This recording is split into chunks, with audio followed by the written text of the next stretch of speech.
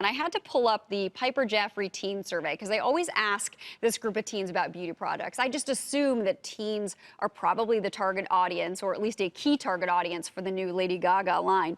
And you know, Ulta did overtake Sephora for the first time for teens, but 90% of them prefer to buy beauty in stores. Amazon, though, did finally crack the top 10 for a beauty buying destination for teens. What do you think? Is this going to be a success? Is this going to draw new people into Amazon? Well, you know, we've waited for this launch for a long time. She's been working on this for a very long time. And as she said when she launched it, the last thing the world needs is another beauty line. But here we go. And yes, she will be successful with hers. I don't know about you, but I'm a big fan of everything she's done. She's never gotten anything wrong yet. And with Amazon behind her, I don't see how this can possibly not go well. I also think it's going to have a big impact in the beauty world because this will be the only beauty brand that's celebrity focused on Amazon, and it's only on Amazon. It's not going to be in Sephora. It's not going to be in Ulta. It's going to be Amazon only, and I don't see how you can't be successful with it with her behind it. I just think it's a great breakthrough for Amazon, and it can't be bad for her either.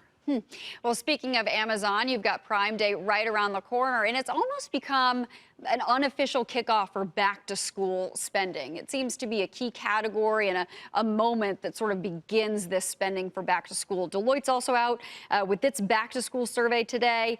Overall spending relatively flat compared to last year, but spending on electronics for back-to-school, Deloitte says, will be up 29% compared to last year. What are your expectations for back-to-school and who the winners may be? Does Amazon come out on top because of the timing of Prime Day?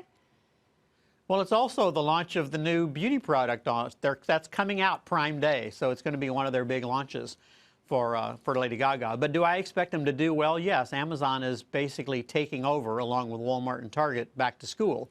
And electronics are an online business, and electronics is going to be the big growth area. So I think it'll be great for Amazon. But I think the whole back half is going to be pretty good. You know, people have been worried about the back half versus last year because last year was, you know, quite good.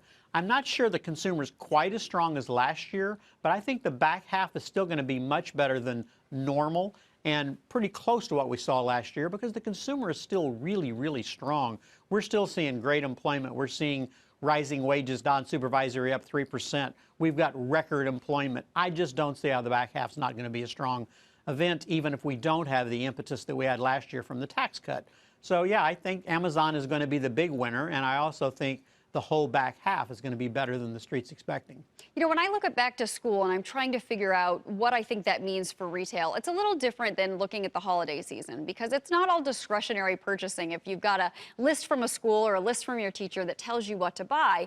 And so many of these retailers are now teaming up with the schools so that you can sort of punch in your zip code, your area code, find your school, find your classroom, buy exactly that list with one click on Target.com or Walmart.com. They have similar programs.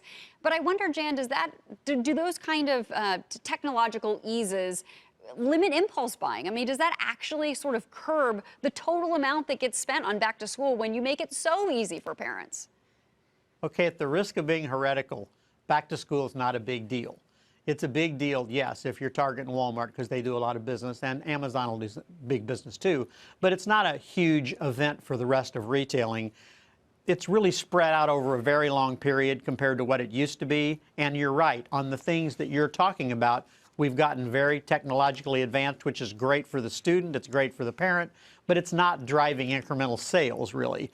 And so the market share shift has gone into the discount guys for back to school. But back to school, it's just not a big event. The whole period from August through the end of September has turned out to be back to school, kind of the way Christmas has gotten stretched out over 6 weeks. So it's not a big event, but it's important from the point of view of giving us an indication of will the consumer spend. So it's important for it to be up year over year, but it's not a big event in the retailing world from the point of view of profitability.